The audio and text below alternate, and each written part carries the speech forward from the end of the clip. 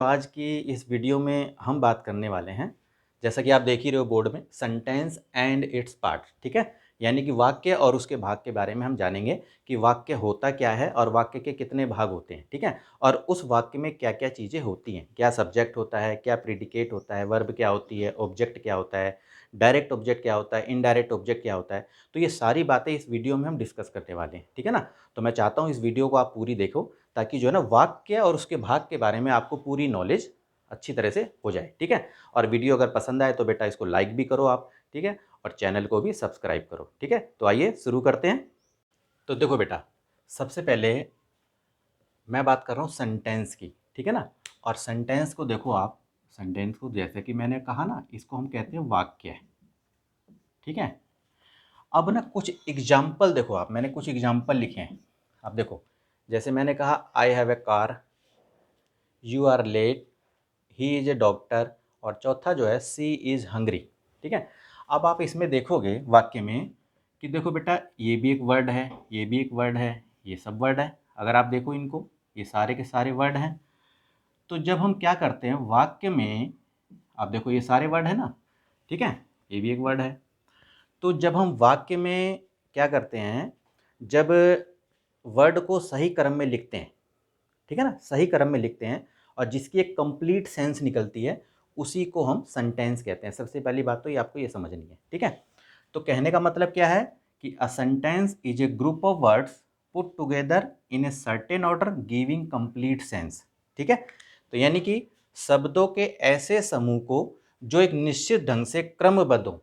ठीक है, यानी कि ये जो वर्ड हैं, वर्ड को यदि हम जो है ऑर्डर फॉर्म में लगाएंगे और जिसका एक कंप्लीट सेंस निकलेगा, उसी को हम वाक्य कहते हैं। ठीक है ना, यानी कि पूर्ण अर्थ देता हो सेंटेंस कहा जाता है। अब जैसे अगर आप देखो, यू आर लेट, ठीक है, आप लेट हो, ठीक है, आप देरी से हो।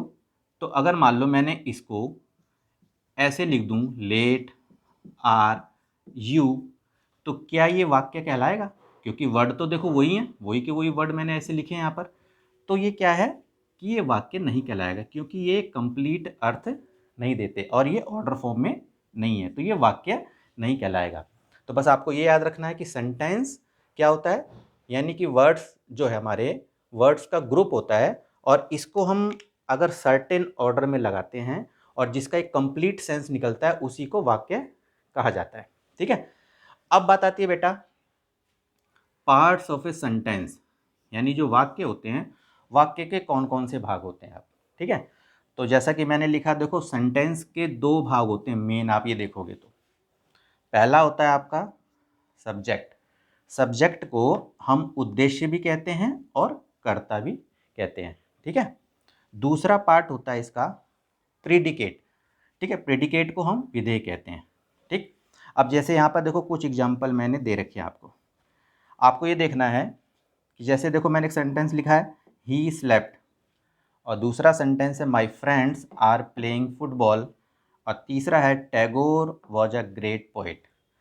अब इसमें क्या है, आप देखो आप, ये तो करता है, यानी कि ये तो सब्जेक्ट हैं, आप देख रहे हो ये, इसको अगर मैं इस तरफ कर दूं तो ये वाला जो पार्ट है ये सब्जेक्ट है, और उधर वाला जो पार्ट है ये सारा का सारा प्रीडिकेट होता है। ठीक है ना, अभी तो आपको ये देखना है कि वाक्य में आप ये ध्यान रखना बेटा, चाहे वो इंग्लिश का सेंटेंस हो चाहे वो हिंदी का वाक्य हो, कर्ता है, यानी कि कर्ता जो है हमेशा शुरू में ही उसको लगाया जाता है। ठीक है, और जो प्रीडिकेट हमारा जो भाग होता है, इसमें कई चीज़ें होती है, वो भी मैं आगे आपको बताऊंगा। ठीक है, तो आपको ये ध्यान रखना है कि हिंदी वाक्य में और चाहे इंग्लिश का सेंटेंस हो, सब्जेक्ट हमेशा शुरू में होता है। वैसे भी आप देख लोगे तो आपको देख लो, ये इतना पार्ट जो है वो सब्जेक्ट है और इधर का पार्ट जो है वो आपका प्रीडिकेट है। ठीक है ना, अब देखो बेटा, अब बात आती है सब्जेक्ट की। ठीक है, कि वाक्य में सब्जेक्ट होता क्या है, यानी कि जिसको मैंने अभी बताया था आपको, कर्ता। ठीक है, यानी कि उद्देश्य भी कहते हैं इसको हम। तो सब्जेक्ट क्या है, the subject consist of the word या वर्ड्स।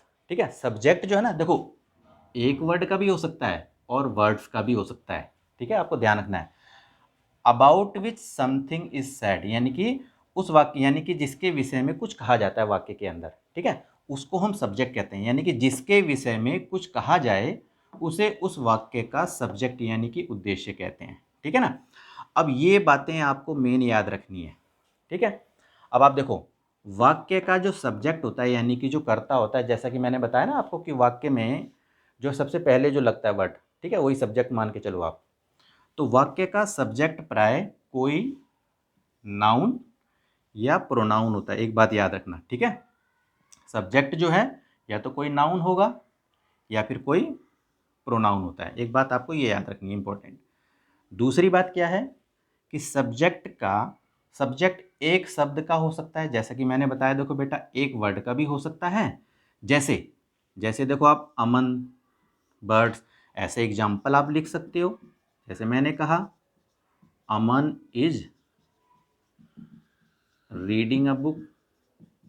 अब यहाँ देखो ये सब्जेक्ट है, ठीक है। तो सब्जेक्ट एक वर्ड का भी हो सकता है और सब्जेक्ट जो है एक से अधिक शब्दों का भी, यानी एक से अधिक वर्ड्स का भी हो सकता है। जैसे देखो माय फ्रेंड्स, इसमें देखो दो वर्ड्स हैं। इसमें देखो दीज बुक्स, इसमें भी दो वर्ड्स हैं, ठीक है ना। तो सेंटेंस कोई सा भी, जैसे कि मैंने कहा कि माय फ्रेंड्स आर, चलो मैंने कहा रीडिंग, चलो एक वाक्य मैंने ये बना दिया, ठीक है। तो इसमें देखोगे ये एक सब्जेक्ट है और सब्जेक्ट में इसमें दो वर्ड हैं।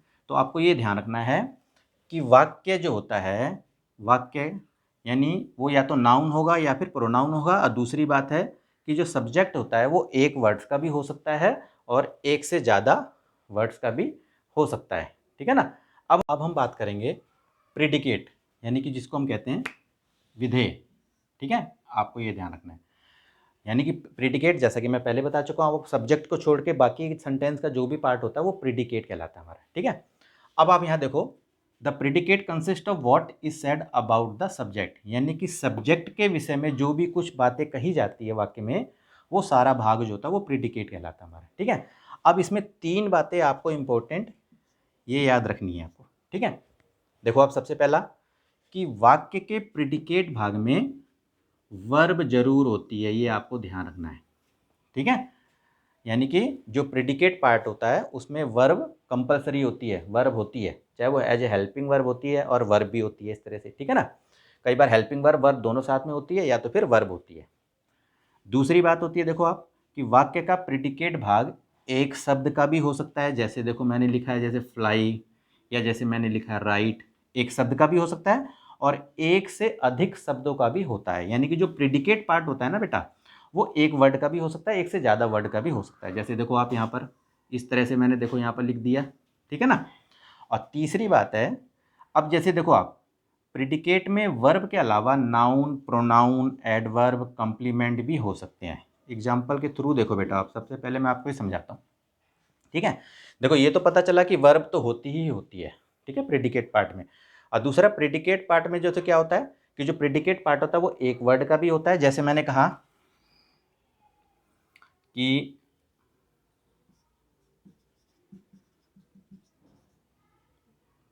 द बर्ड्स फ्लाई, ठीक है। जैसे देखो ये लिख दिया मैंने, ठीक है। और जैसे मैंने कहा ही राइट्स, तो देखो ये तो सब्जेक्ट हो गया आपका, और ये जो पार्ट है इधर वाला, ये देखो ये प्रिडिकेट है। तो देखो इसमें एक एक वर्ड है खाली, एक से ज़्यादा का भी हो सकता है। जैसे मैंने कहा he is writing a letter.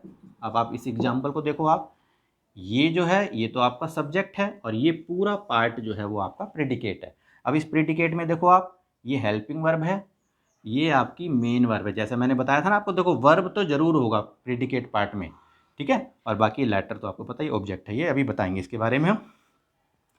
तो एक से ज़्यादा का भी हो सकता है आपका, ठीक है ना। अब जैसा कि मैंने कहा तीसरे पार्ट में आप देखो क्या है, क्या कह रहा है कि जो प्रेडिकेट पार्ट होता है हमारा, प्रेडिकेट पार्ट में नाउन भी होता है, प्रोनाउन भी होता है। जैसे एग्जांपल के तौर पे आप समझो, मैंने कहा ही इज ए बॉय। देखो एक सेंटेंस है आपका, ये आपका सब्जेक्ट है और ये बाकी का प्रेडिकेट है। और आप देखो बॉय जो है ये नाउन है, ठीक है। तो नाउन भी हो सकता है, प्रोनाउन भी हो सकता है इसके अंदर। जैसे मैंने कहा